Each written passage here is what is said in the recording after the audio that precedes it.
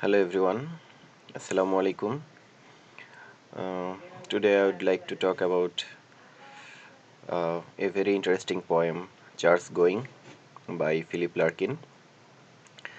Uh, Before going to talk about this poem, I would like to talk a few words about modern poetry because Charles Going, of course, is a modern poetry. Uh, what is a modern poetry actually? There are some characteristics of modern poetry. If we look for the characteristics of modern poetry, like it's uh, are often in verse.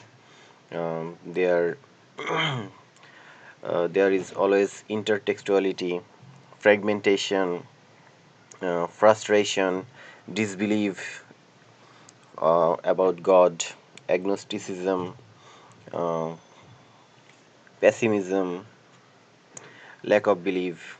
So many things in modern poetry we find, and most of the most important thing among these is all of these sort of things are mixed up together, and most of the cases this modern poetry is fragmented in their nature. uh, Now come to the point of charts going. Charts going is of course a monologue uh, where speaker speaks about the futility and utility of the charts, and uh, in the poem, while we read the poem, we find that the poet is or the speaker is mocking. Sometimes he is mocking towards the chairs, and sometimes he is expressing his disgust or disbelief about the chairs. People are very much skeptic nowadays. They are very much agnostic. They lost their belief. They lost their faith in chairs. They don't even go to the church in a weekly basis. They don't even visit church on Sunday, and they also forget about God almost.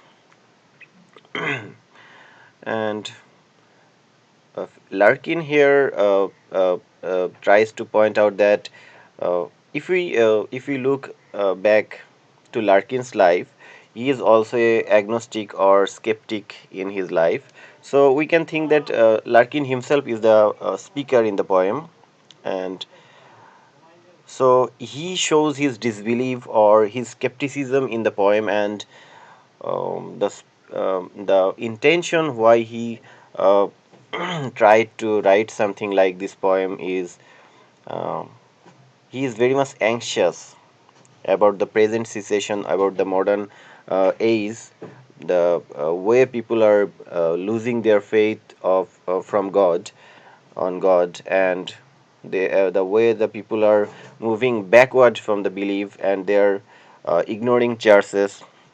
They're if you think people thinks like a hotel bar more important than a church nowadays, and they are going to a bar on a regular basis than to a church. So we can see the real picture of modern age. Modern people are very much frustrated. They lose their faith. They lost their faith, and they are very much self-centered. They don't believe each other, and they have their problem within themselves. They are very much agnostic in their nature.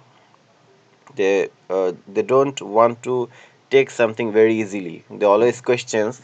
Well, questioning is very good, but uh, it's for questioning can be very good for learning something new. Or but what modern people does is they always express their disbelief. They question because they are not the believers. They want to refuse the belief. They want to dislocate the church. They want to distort from their belief. So I don't know why they try to do something like this, but This is the real picture of present time, and Larkin himself tries to uh, portray this picture in his poem. And if we look for the very last some lines of the poem, we again find something very much optimistic in the poem, because Larkin himself talks about something very optimistic in the last lines. He says that the church will never be dislocated in the from the earth.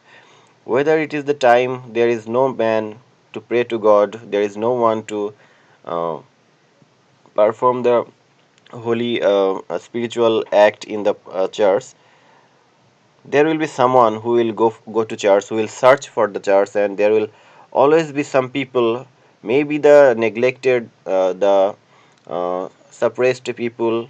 They will go to the church. They will think that only God is their last hope, church is their last shelter. So uh, as long as the world will go, the church will be there. That is the main or the final thinking that Larkins wants to show us in the poem. Though he is agnostic in nature, uh, he again shows some optimistic tone in the poem. So, analyzing this poem, we can say that though he is agnostic or skeptic in his life, there may be some reason behind this. Maybe he is not by choice agnostic. His contemporary situation, his circumstances maybe forced him to be like something agnostic or skeptic.